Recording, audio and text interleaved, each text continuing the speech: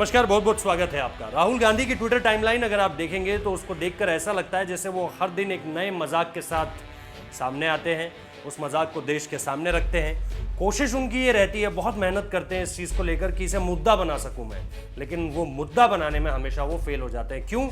क्योंकि, और ये हम नहीं कह रहे, ट्विटर पर ये बात बहुत आम हो चुकी है अब कि राहुल गांधी जो है किसी भी मुद्दे पर ट्वीट करने से पहले ना तो फॉलोअप लेते हैं, ना तो उसके साथ साथ वो कोई होमवर्क कर आते हैं उस पर्टिकुलर ट्वीट पे लेकर। जैसे वो सेना के बारे में पूछते हैं, एक ट्वीट करेंगे, उसके बाद वो लगातार प्रधानमंत्री से उसके बारे में, जैसे हम कहते हैं कि फॉलोअप लेना, कि आपने एक ट्वीट किया, उसके बाद देश में हुआ क्या आपके उस ट्वीट से, किसी ने उसका जवाब दिया, नहीं दिया, प्रधानमंत्री ने कुछ बोला, रक्षा मंत्री ने कुछ बोला, ये सारी की सारी चीजें उसके बाद बेकार हो जाती है राहुल गांधी के लिए। और ये ट्विटर पर इस वक्त पे चल रहा है। सबसे बड़ी बात जो कल राहुल गांधी ने किया, खासतौर पर उन्होंने निश्चित तौर पर प्रधानमंत्री को जन्मदिन की शुभकामनाएं दी, जो कि उनकी तरफ से एक अच्छा जेस्चर था, हम उसकी तारीफ करते हैं। लेकिन उनकी पार्टी की तरफ से रणदीप सुरजेवाला की जो भाषा थी, उसकी जितनी आलोचना की जाए वो कम है।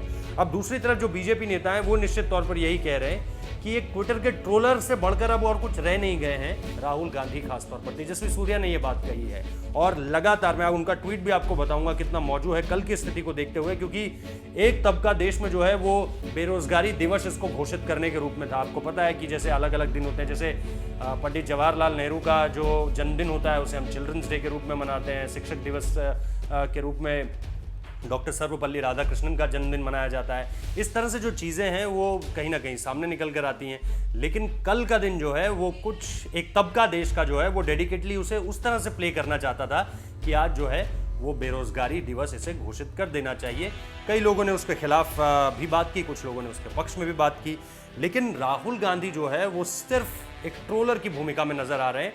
अगर आप खास तौर पर उन्हें 2019 में जो चुनावी नतीजे आए थे उसके बाद से खास तौर पर देखें, वो कोशिश करते हैं हर एक नया मुद्दा पकड़कर, जैसे उन्होंने राफेल को लेकर किया था, उसके बाद जैसे अब की आप हालिया घटना देखिए तो जैसे उन्होंने गलवान को लेकर किया, जैसे उन्होंने चीन को लेकर किया।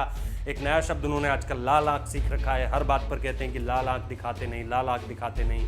तो ये सारी की सारी चीज़ें जो हैं वो उनके, अगर आप ट्विटर की टाइमलाइन देखिए तो आपको पता चलेगा कि ये शख्स रोज एक नई चीज़ लेकर आता है, लेकिन उसके बाद उस चीज़ को भुनाने में पूरी तरह से असफल हो जाता है, क्योंकि शायद उनमें ना तो तार्किक क्षमता है, ना बहस करने की वो कला है, और उसके साथ साथ उनकी होमवर्क क्वालिटी भी बहुत ही पुअर है। जैसे आप एक बच्चे को असाइनमेंट देते हैं और उसके बाद जब आप इंडेक्स में रिमार्क्स लिखते हैं तो आप साफ तौर पर कह देते हैं पुअर।